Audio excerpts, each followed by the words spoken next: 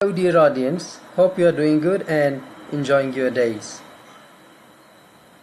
Today I am going to read for you people an essay, Olden Days, Golden Days, which is a comparison between the bygone days and the present days.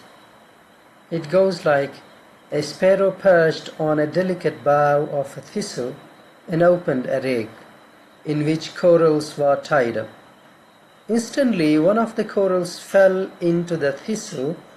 The sparrow said, "O thistle, give me my coral." The thistle replied, "I won't do that. It's none of my business." When after narrating a small portion of the Chitrali folklore, I looked at my daughter, I found her sound asleep. She never falls asleep before listening to some lullaby from her mother or some folklore from her father. Usually she demands for Boikushlo, story of the house sparrow. Boik in Chitrali language is for the house sparrow. Tonight after I saw her asleep, I reflected back on my own childhood. Years back, when I used to compel my grandmother for narration of some stories before I went asleep. I myself, like my daughter, never slept before listening to some orally transmitted stories of the antiquity from my grandma. She started her stories with sentences like, "Long, long ago there lived a king," or "Once upon a time there lived a dumb queen," etc. That was the pre-television era, and her stories were not less sensational than the Hollywood blockbusters. My younger brother and I would often discuss the characters and try to play the protagonists' roles. Whenever I look back in retrospection, the very first thing I could conjure up in my mind is the graceful image of my late grandfather sitting at the patio underneath the magnificent maple tree, locating just behind our old house.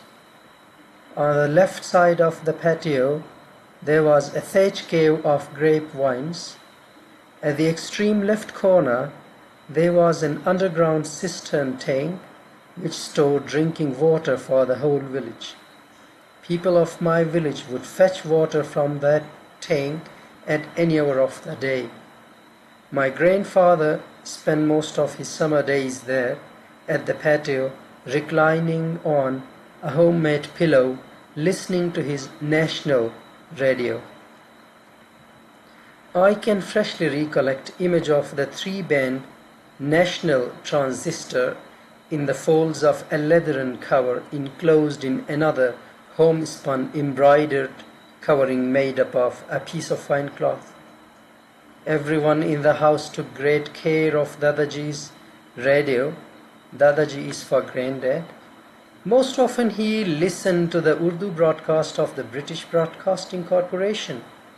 And one thing I could get now is the 8 p.m. news bulletins must have been very important, for he made us all hushed by waving his index finger saying, "Now it's 8 o'clock." And in winters, my grandfather sat at the ingle or under manqal. Manqal is an older version of the Japanese kotatsu, which is heated by an electric heater. Manqal, on the other hand, is a knee-high blanket-covered table warmed by placing burning charcoal under it. We all, the family members, gathered around my grandpa, and he would narrate stories from the past. His past was very dear to him, and sometimes tears would gather in his eyes while narrating some incidents of the antiquity. Thank you very much for bearing with me. This was the part 1, and for the part 2, please like and subscribe the channel. I'll be uploading it in the next upcoming video. Thank you very much. Have a nice day.